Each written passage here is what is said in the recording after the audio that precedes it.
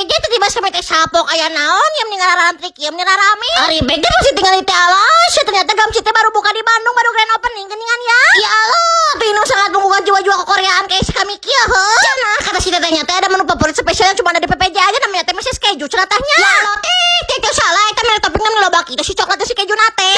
Si kadaharan teh dilipat ke si martabak ke eta bangeuna. Arang disileuwekeun teh Alas, ya aing mah bener-bener ngana pisan barudak. Si keju nate loba bener-bener teh giung walaupun loba topping oge. 50 juta kali barudak. Kata si keju mau jalanan dikuatkan ka molor gitu. Aduh kan ieu saking kulobana ieu keju kuatkan ka pegat-pegat tinggal si keju nate. Komo deui bari dicocol karena si saos samjang na malah bener-bener top mantap pisna beng. Jeli asina tuh waduk ha. Teh mendingan pisan. Buat pecinta hayam makalmu ini sini juga ada Korean chicken yang pakai saus barbecue sih kaki ya. Guys, buku si hayam na ieu mah bener-bener ngapros pisan. Cakap tuh